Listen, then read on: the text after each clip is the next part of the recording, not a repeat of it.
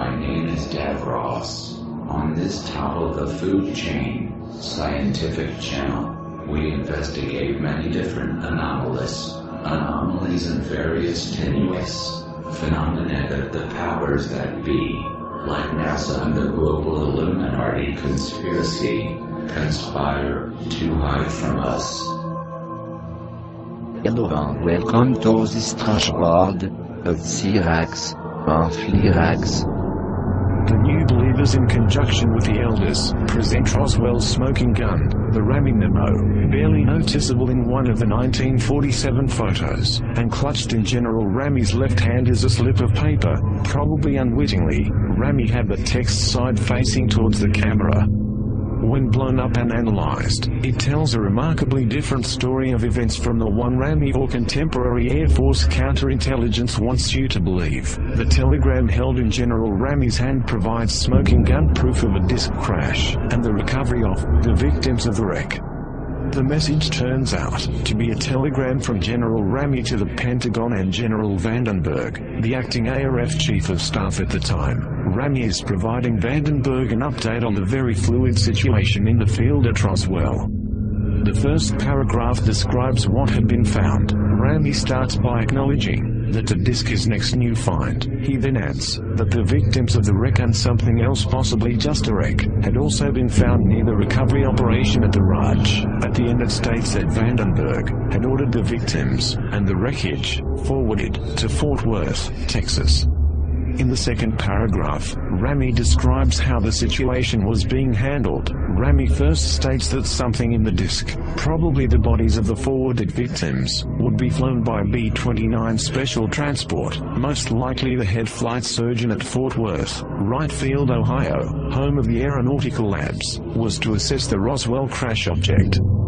Finally, Rammy outlines how the situation was being treated publicly, and how they were going to cover it up. First he assures Vandenberg that the earlier highly inflammatory Roswell-based press release was the work of an Army counterintelligence team, but that the next sent-out press release would be of weather balloons. Rammy finishes with a statement that the weather balloon story might be better accepted if they also added weather balloon radar target demonstrations. This apparently was the impetus for the national debunking campaign using the devices that followed over the next few days. There is no question that Rammy's message, even when greatly enlarged and then enhanced by computer, is a very difficult read because of fuzziness, film grain noise, uneven development, photo defects, paper folds and tilt, shadows, and text obscured at the left margin by Rammy's thumb. This will inevitably prompt comments from die-hard skeptics that the full take on the Rammy message is strictly one's own interpretation. However, there are various keywords and phrases that can be readily seen by anyone, even in lower resolution scans of the message. First analyzed in 1999 by a number of people, these keywords and phrases unambiguously prove that there is no truth whatsoever to the various Air Force explanations, be they the original 1947 weather balloon story, or the Air Force's updated model balloon and crash dummies. Far and away the most important word of the entire messages, victims on the third line, part of phrase the victims of the wreck. If there were victims, then this was no model balloon crash. As the Air Force Roswell report itself noted, reports of bodies being recovered couldn't be true, because the crash was of a model balloon, which had no alien passengers. Of course, Rammy's mention of victims in 1947 also disproves the already preposterous crash dummies theory. The only way these 1950s crash dummies could be victims is if they also time warp back to 1947. Another easily seen keyword and phrase is disk, and in the disk on the fifth line, Rammy is clearly describing the crash object as a disk, not as a weather balloon, or a mogul, or a radar target, or any other word or phrase that in any way suggests some sort of balloon or balloon paraphernalia. In fact, the only mention of weather balloons and rolling targets comes at the very end of the message in the context of issued public statements and damage control. The word disk is also used on the first line in reference to what had been found, but this instance of the word is not so easily seen.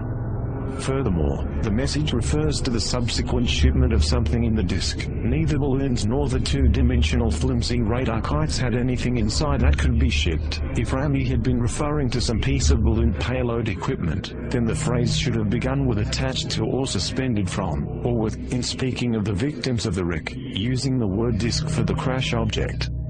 And shipping something in the disk, Rami is clearly referring to something other than a balloon crash. The simplest interpretation is to take the words literally. There is no reason for Rami to be describing events abstractly in a secret communication to his superiors.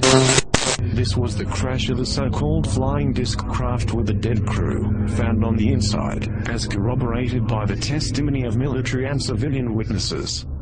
Rami is quite explicit about the existence of bodies and the crash object being a disk. The only thing not made explicit in the message is the exact nature of the bodies or disk. Rami probably does not refer to the bodies as non-human, alien, or some similar term, nor does he use terms like spaceship to describe the